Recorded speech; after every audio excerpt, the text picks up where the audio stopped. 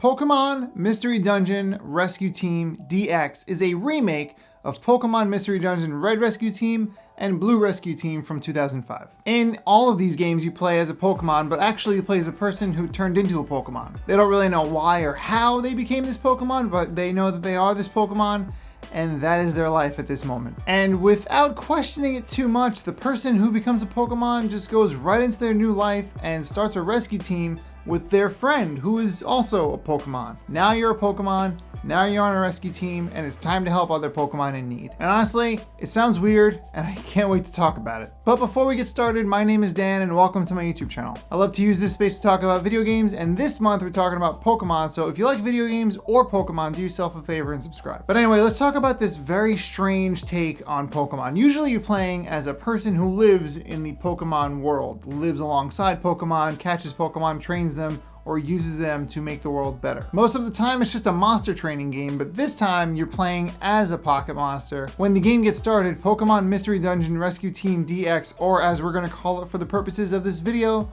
Rescue Team DX, starts things off with a personality quiz. Depending on how that quiz goes, the game will choose a Pokemon for you, giving you the choice to, decide for yourself, but I felt it only right to let the personality quiz speak for itself, and I was Totodile. Honestly, I wanted to be Squirtle. I love Squirtle, but I let the game have it. It's fine. I could be Totodile. It's a water Pokemon. I chose Totodile in Gold and Silver.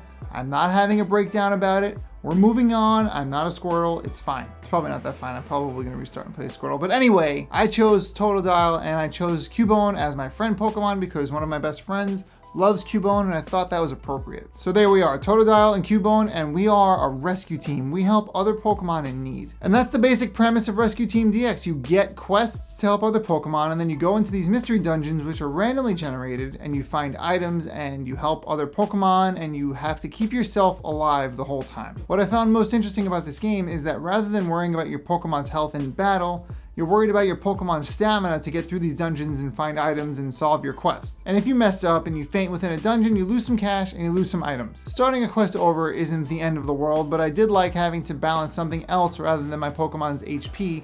You have to balance your pacing throughout these dungeons and make sure you have food to survive. But what I found most interesting about this Pokemon spin-off is what it meant for other Pokemon spin-offs, games that challenge what Pokemon can be, and in this case, you're playing as a Pokemon who lives in a community of other Pokemon. It seems like this community is not even touched by humans at all, and that's beautiful to think that there are Pokemon out there who don't have masters or trainers who make them fight each other, and that's sort of the promise of Pokemon Mystery Dungeon. It gives us yet another perspective to view the Pokemon world outside of that of the Pokemon trainer, which again is, I think, a running theme in my Pokemon celebration this month, but it really is nice to see when Pokemon challenges itself to do something other than make us fight Pokemon against each other for fun, I guess. And Pokemon Mystery Dungeon's cute, it's adorable, it's everything Pokemon needs to be, the music's amazing, and something about that just felt right outside of the mainline Pokemon series. And what's even better is that this is a remake of Pokemon Mystery Dungeon from 2005, like I said earlier, and that tells me that Nintendo and Game Freak are not done looking at those classic series and saying, how can we reimagine that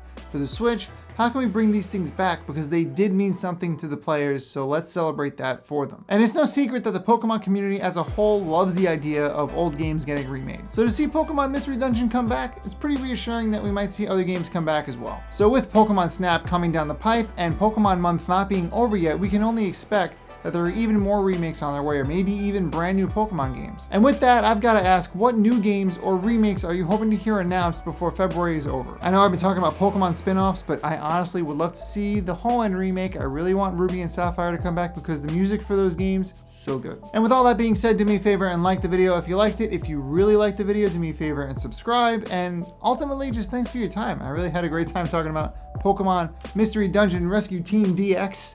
And I'm really excited to talk about whatever Pokemon game I choose for my next video. I hope you'll join me, and I'll see you then.